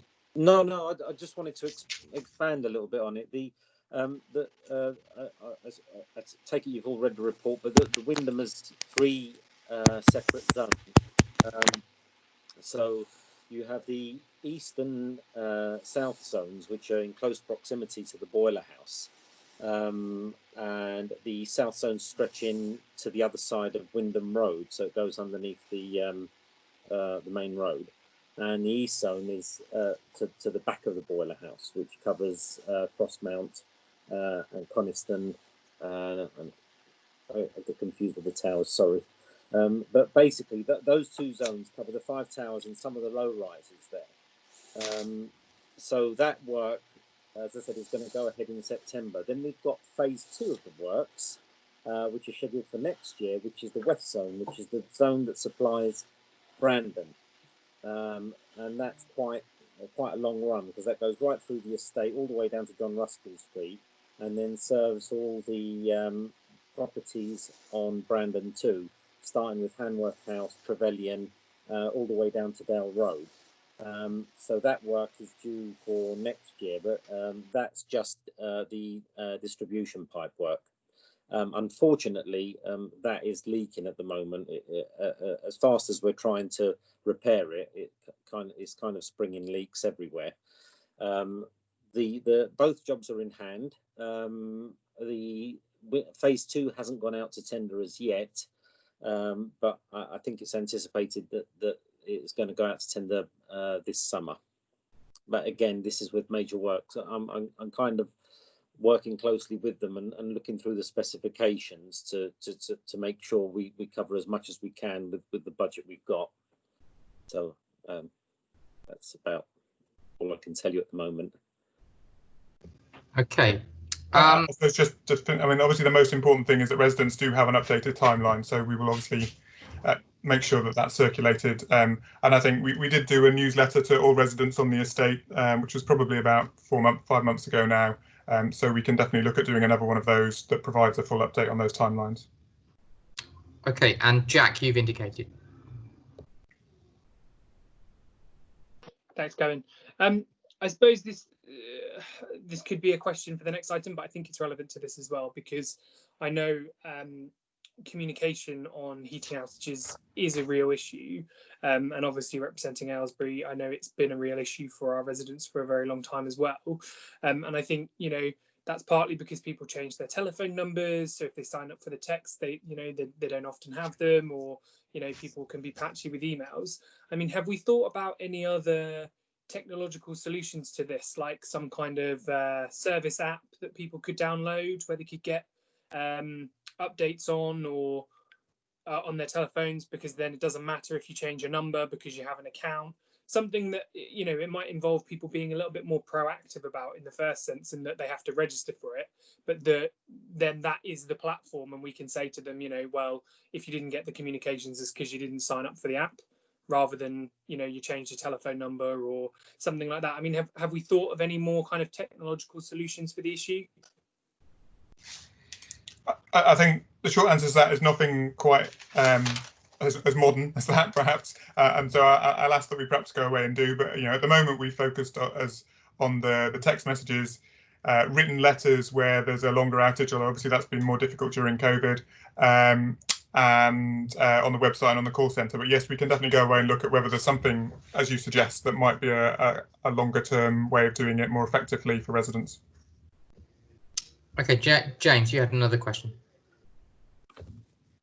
Thanks, Gavin. I thought the point that Rhiannon raised was really a really good one. The point about what happens in the event that there's a further period of lockdown, and I you know, welcome that that's going to be something that we'll go away and look at. I just wondered if there's anything else that we could do in the event of further outages regarding the kind of prompt payment of compensation. That is something that's repeatedly kind of come up, and I think to some extent a lot of the bad will that has built up or did build up was sort of as a result of people fundamentally feeling that they were repeatedly paying for a service that regularly wasn't being delivered. And you know, I think we all know that people's financial resilience has taken a hit over the last few months, and that will be even worse in a lot of cases later on in the year. And later on in the year it will be colder, and that has historically been when there's been more pressure on the system and when outages have occurred. So I don't know if there's any possibility of looking at more you know, sort of prompt payments for compensation. But yeah, I thought I'd ask the question at least. So you know, I think this is one of these issues which is a genuine dilemma for the council. We have quite a limited framework around compensation at the moment, and that's different for leaseholders versus tenants. But as I think you, James, outlined quite powerfully at the beginning of this session, actually, when you have an outage, if you pay significant compensation to people for it enough to feel like it's really compensation, the costs are high, and that then takes away from the money we have to pay for all the things we do to run the housing revenue account. You know, we're not a business. It doesn't come out of our profit margin. It just comes out of the money we have to spend on improving our homes. Certainly from the conversations I've had with residents in depth about this, you know, there are mixed views. Some people would rather we get on and spend the money and bring their heating up to a good standard. Some people definitely feel that they should get you know, good, decent compensation if they don't get a service that they should have. We are in the process of reviewing our compensation policy, and that's been delayed substantially by COVID, put on hold at the moment. but there was work already going on with residents about what that should look like. I guess that draft policy is something that you may yourselves want to have a look at when it comes back. Thank you. Yes, and James, I think obviously we're doing a wider scrutiny on district heating. It sounds like one of the things you just mentioned there about the prompt payment of compensation where outages occur might be something that we would take up as a recommendation in that report as well. So okay, so are there any other members of the committee who want to kind of ask any further questions on this particular agenda item? No. Okay. That's been very useful. Another kind of piece in the jigsaw of the wider scrutiny, which we're going to come on and discuss now. So thank you for that. Thank you, James, for coming along this evening. Please do feed back to the residents of the estate. We understand why they couldn't obviously come this evening, but thank them for raising it with us. It's interesting for us to look at that and pick up more information about how the council's performing when these kind of outages happen, and it will help with our wider scrutiny. So. Okay, I'm going to move on to the next agenda item then, which is the update on district heating strategy. So before we do the update on the district heating strategy, I'm going to give you an update on the district heating scrutiny. It seems like that would be a good place to start. So, you know, this has been a long-running piece of work, but I think that's kind of understandable because it's such a massive work programme for the council. It's very complex. There are lots of facets to it. Everything from you know, how the council behaves when there are outages, something we've just discussed, all the way to kind of massive infrastructure projects, large scale investment, how the council is planning to do that, the capacity of the council to deliver on those plans as well. So, you know, all of the evidence that we've collected over those meetings, and I think this is now the 5th session that we would have had on district heating. All of that evidence is being brought together. My intention is to bring a report to a meeting of this commission as soon as possible, and whether or not that be the next meeting. If it's not the next meeting, then it'll be the one after that, and it just depends on kind of how long the kind of drafting element of that will take. So that's kind of where we're at on the district heating scrutiny. But given the length of time between the first time we discussed the wider scale picture on investment in district heating and now, I thought it would be sensible for us to get an update so that we're not working fully off evidence that is out of date. And thank you, first of all, to both the officers and Kieran for the excellent, short but punchy and useful report that we've received. I don't necessarily need reports to be very, very long. This goes right to the point and gives us the updates on the things that we need. I've got some questions that I want to ask. I'm sure other committee members have. Before we do that, I don't know if any of the officers or Kieran want to say any kind of words, just kind of to introduce or highlight any particular issues at the moment on the wider issue of district heating and our investment programme. I mean, all I would say briefly, which I've said to you as a committee before, is that, you know, clearly improving the quality of our heating is a top priority for the council. There are 3 strands or 3 outcomes that we're trying to achieve that. A, to make our heating more reliable, and although many of our systems are very reliable, we have a small number that aren't, and some of those in that small number are big ones that serve a lot of homes. And B, to make sure it continues to be affordable for people into the future, and C, to reduce our carbon emissions and make it a more sustainable provision over time. And most of our systems are gas-fired, so there's a big challenge there. We've done a lot of work around that, and Tom, who I think is still in the call at VOSPA, has been leading that work and doing some excellent work on it. So I think I'll just bring Tom in to say a few words at that point. Sure. Can people hear me? Yeah, we can hear you, Tom. Excellent. Okay, because my webcam's not working, but my microphone is, which is a relief. Okay. Yeah, I mean, I don't want to go on and on. It is a short, as you said, sort of 2 or 3 page report, so hopefully everybody will have read it. But just to explain perhaps in a minute or so, the structure of the report was really designed to reflect off the July 2019 cabinet paper that went. Each of the headings is sort of a reflection off the recommendations that were made at that point. So just to point out that it was advised that the governance board was set up, and it was, and the residents working group should be set up, and it was. The heat mapping master planning has been completed, and Arab did an excellent job on that. An update on the water source heat pump project, obviously, which is very exciting, and cell chip to expand that as well. The sort of later elements I won't go through in too much detail, but the last one is quite an important one on the timescale with which we plan to bring the sort of complete strategy, because the government has only recently closed some consultations, and we're waiting for government to then respond to those consultations with particularly some quite far-reaching implications for heat meters, whether we have to install heat meters or not under the new updated regulations, and what our obligations will be as a heat network operator as and when the heat market becomes a regulated market in the same way that gas and electricity markets are regulated markets, because of course at the moment heat is not a regulated market. So both of those two recent consultations, as and when the government responds to those, we'll have to look at the government response and the updated regulations in some detail. So I'll pause there. Happy to take any questions that people have. Okay, I'll throw it open to the committee first. Does anybody have any questions? I think you've just indicated with a question.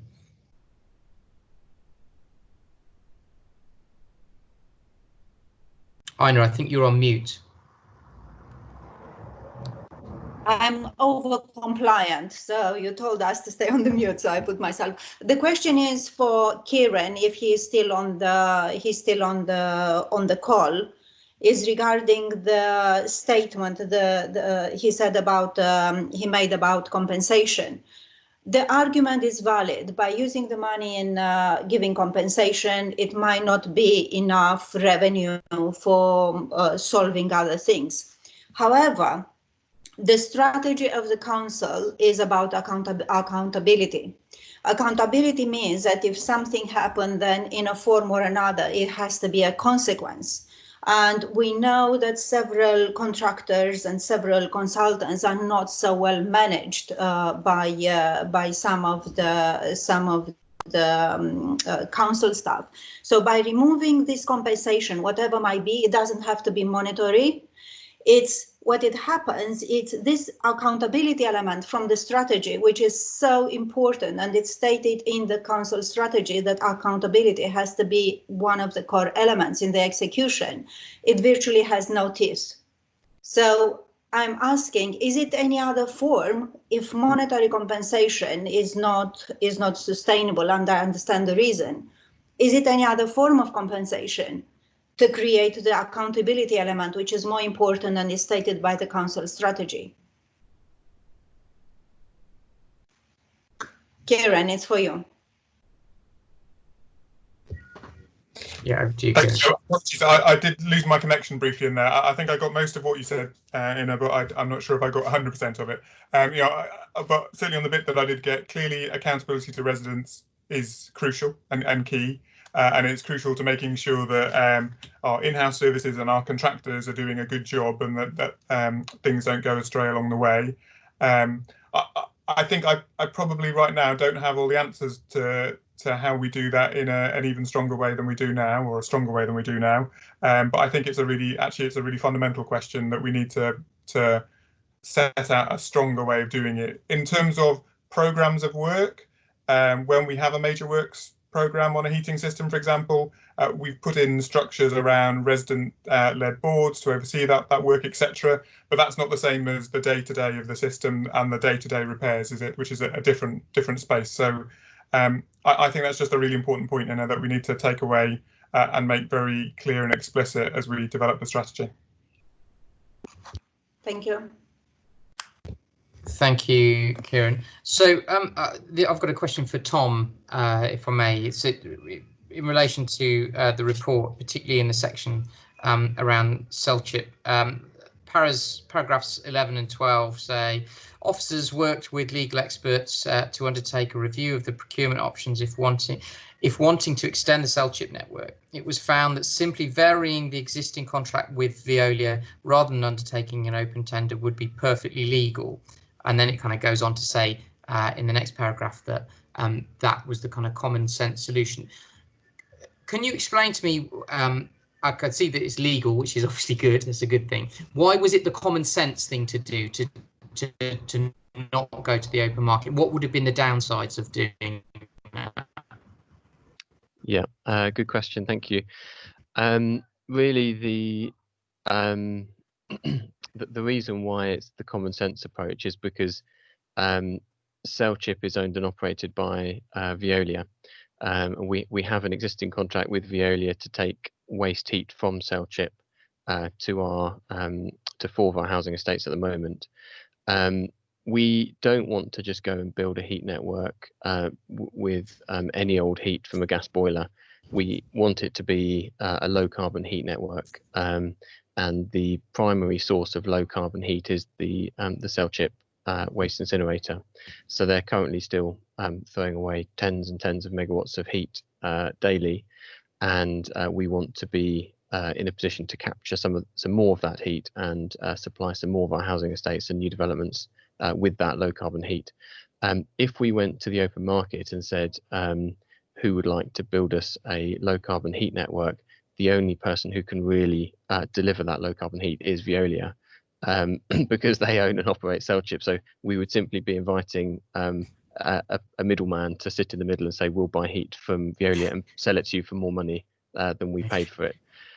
So that's why it was the common sense approach, but we needed to be really sure, which is why we're through this relatively lengthy process on a sort of procurement legal check, that actually, because we have an existing contract, it is okay to just vary that contract. Obviously, if you don't go through an open tender process, what you then need to be very careful of is that you're getting value for money, because what we don't want to do is invite Veolia to come in and say, yes, we'll take your millions of pounds for the next, however many years, but we won't let you scrutinise the cost of providing that service. So we've got a plan. You'll be happy to hear of having essentially a market cost benchmarking approach, so that Veolia will prepare cost proposals, and we will take that to the market and say, can we have a sort of engineering benchmark analysis done on these cost proposals to show that they are good value for money in the current market rate. So that's the approach that we're intending to take, but it means that we don't have to go through a sort of 2-year OG process to just come up with the same answer.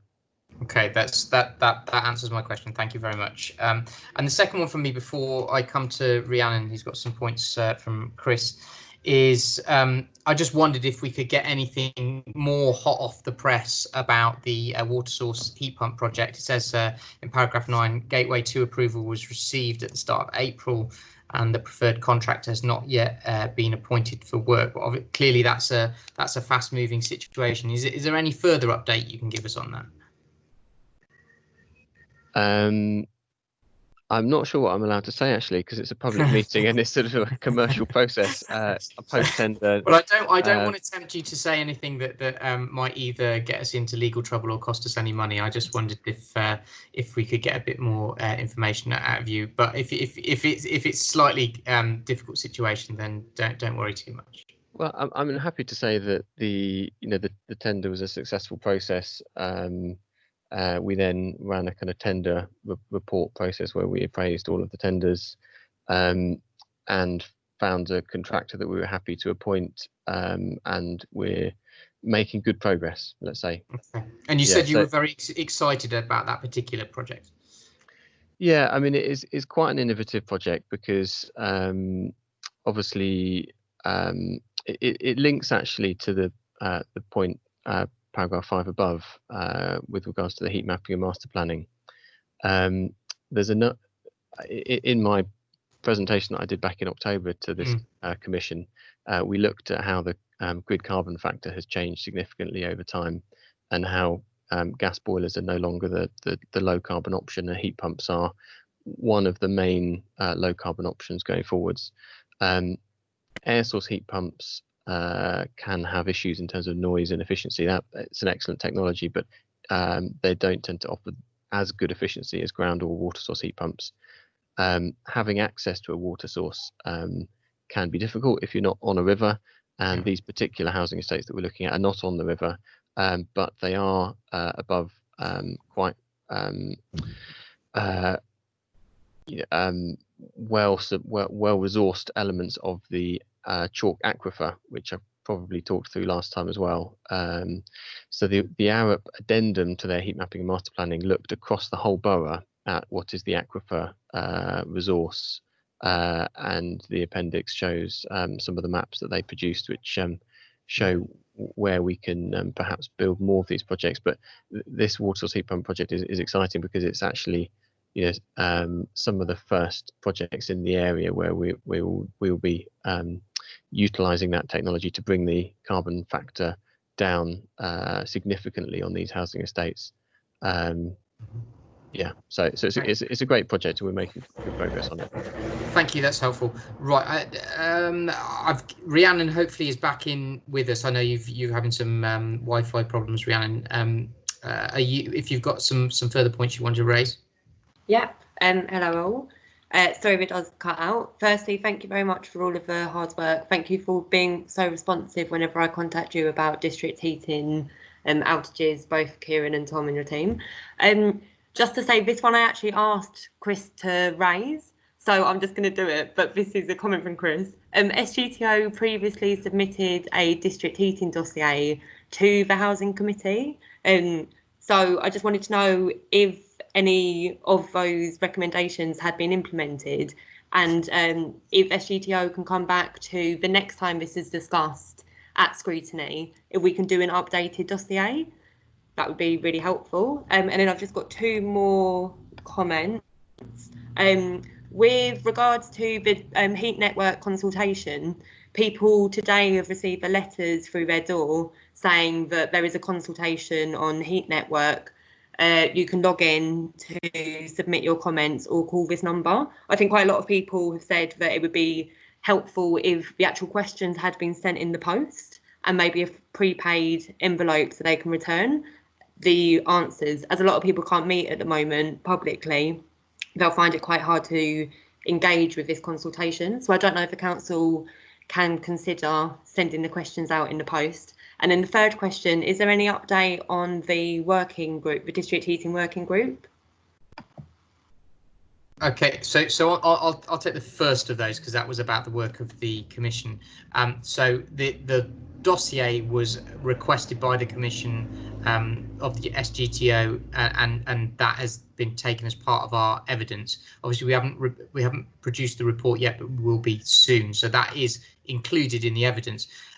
You said, will it be implemented? Well, it won't be us that's implementing it. It's not our job to implement the policy. That's the cabinet's role. But we will consider the evidence as part of the report and possibly as the recommendations we make as well. So that's the answer on that particular question.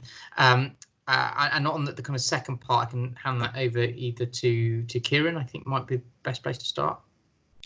Yep, and Tom might want to say something else about this. I mean, obviously, we want to make sure as wide a range of people can respond to the consultation, and we, trying to do that in a time in a way where we're having to do different things differently than we're used to because we are less able to physically meet with people. I don't know the specifics, Tom might, but I suspect it might be about the cost of sending out a bulkier document to everyone who's on our heat networks and trying to not overspend on that. But I'm sure if there are individuals who would like a paper copy of the form, if they want to ring the number, I'm sure we could send them one in the post so they can return it to us. I'm sure we could do that. Thank you. Okay. Are there any other? I'm just looking in the chat box to see if there's anybody else who's indicating any other questions from members of the committee at the moment. See a few shaking heads. Okay, people. Oh, sorry, Rhiannon, are you on mute? I think. Yeah, there was a third question. If there's an update on the district heating working party. Yes. Sorry. Yes. Yep. And I think Tom would be best placed to do that. Yep. There's a short answer actually. There's not much update on it. So the online consultation and the phone consultation that's open at the moment is sort of come out of the back of the smaller group, which was the residents working group. So the residents working group was a fantastically helpful forum to get those in-depth discussions going with different tenants and leaseholders and TMO reps and SGTO and other representatives as well. So that was really useful. But the reason why we wanted to run a wider consultation to get letters sent out to every resident in the borough on a council heat network was because we wanted to make sure that we didn't miss any minority views or any isolated problems that we weren't aware of. So that was why we decided to do that. Some of the lessons that we picked up through the residents working group helped to formulate some of the questions that we've put into that wider consultation. And then once the consultation closes, the plan would be to meet with the residents working group again and go through some of those. But I think where we left it with the residents working group back in February, which was the last time we met, was that we would reconvene in the summer. Now we might need to think about how we do that now, and I'll give that some thought and come back to you, Rhiannon. Thank you. Thank you, Tom. That's a really useful short session just to give us a kind of quick update on that. So thank you, Kieran, and thank you, Tom. Really appreciate that. Oh, sorry, Jack. My apologies, Jack. Yes, you said you had a short question as well. I'm going to come to you. Yeah, thanks. Just a very quick one. I appreciate, Kieran. I believe you said earlier in your responses that the compensation policy from the council in terms of district heat outaging was already being worked on, which obviously from conversations we've had, I knew was the case. Obviously, staff work has been affected by COVID, but the longer the year goes on and the closer we get to another winter, I would imagine that I would hope anyway, that this policy is going to sort of rise up the priority list. Do you have any idea of when we can expect something back on that? Just because we'll have a lot of residents who will be very concerned and wanting to hear something back. That was all. Thank you. I think that's a very good question. I don't have a fixed date now, but I think it's probably best if I check with Richard Selly, who's leading that work, and get a written response back to all of you on what the time frame is. I know the work has started again, but I'm not sure what the new timetable for bringing it forward is. But I agree with you that it needs to be before the winter. Thank you. Thanks for that. So I'm obviously, I think we need, as I said at the beginning, the next stage now is to write the report and bring it to this committee, and for us to sign it off and then winging off to the cabinet. So that's obviously a bit of concentrated piece of work and following all the evidence gathering. But thank you, Tom. Thank you, Kieran, for your contributions this evening. We will go from there. So I'm going to move on to the next agenda item now. Obviously, people who need to leave the meeting at this stage, please feel free to do so. So the final item on our agenda tonight is the work programme. I suppose obviously we're in a slightly strange situation because of the way the year has gone in terms of the municipal year because of the lockdown and the pandemic. Things are slightly different to how they have been in the past. I think we've done, though obviously I would say this, wouldn't I, but I think we've done a very good job as a commission, as a committee this year in terms of covering a huge amount of work. All the big topics that we said we wanted to do, including temporary accommodation and the interviews with the cabinet members and home building.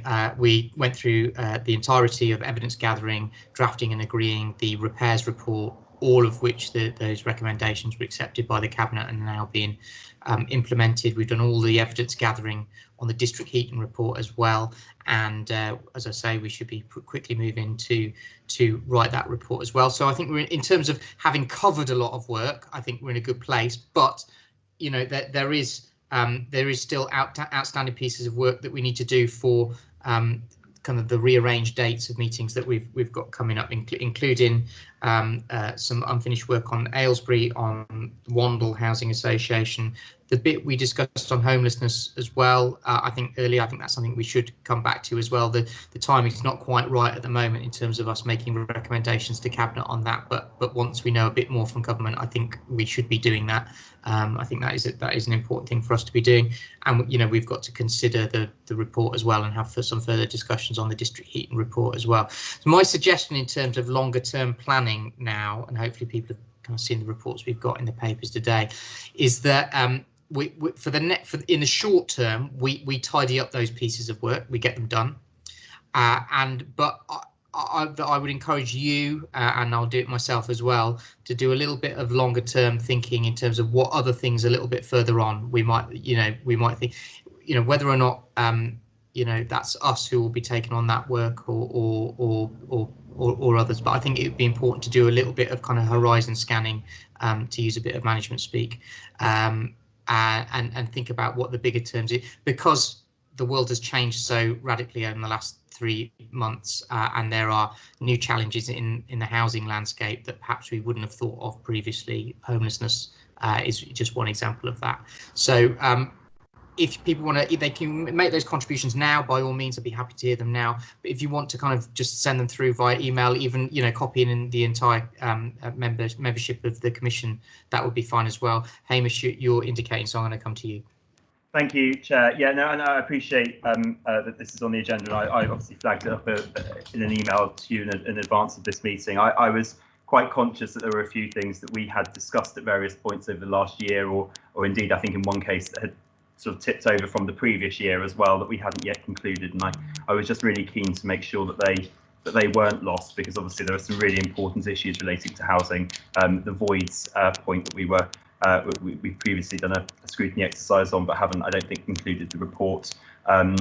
We also have talked about obviously doing a wider piece of scrutiny work into the council house building programme, which is obviously one of the most significant pieces of work this council is doing, probably in our lifetimes, and I think it definitely deserves the attention of the committee.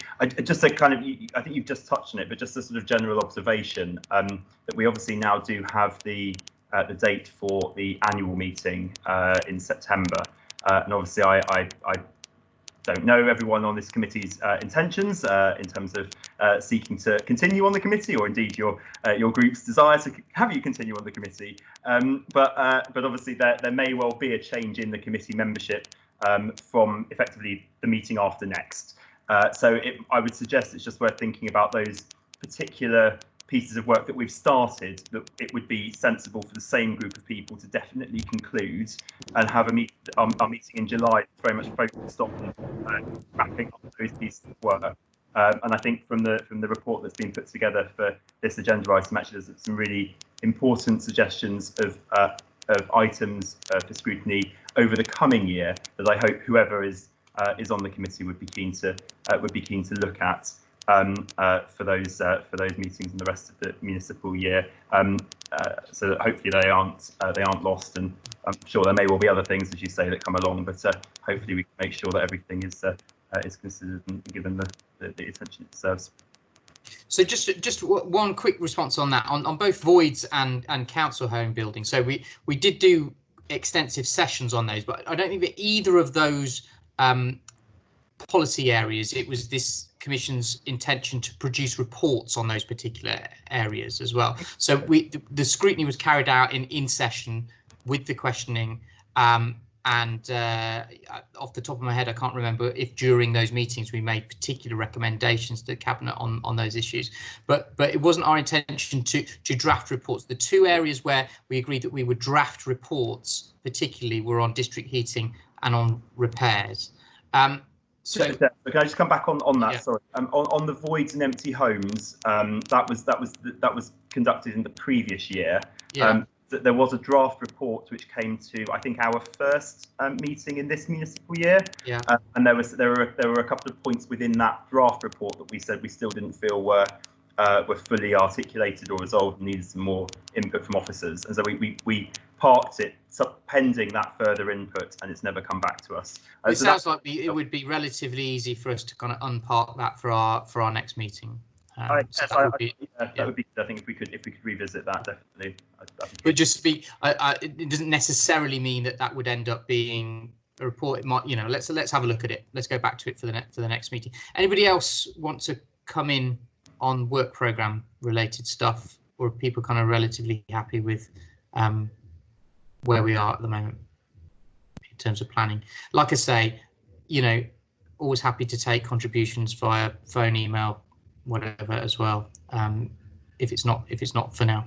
Okay, Rhiannon, yes, you're on mute at the moment, but yeah.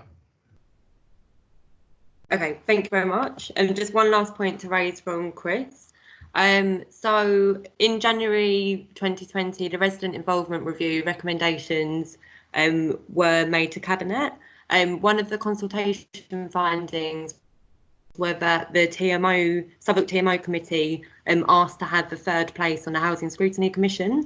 And this was also one of the proposals, Proposal 64, was that the Southwark TMO committee have a place.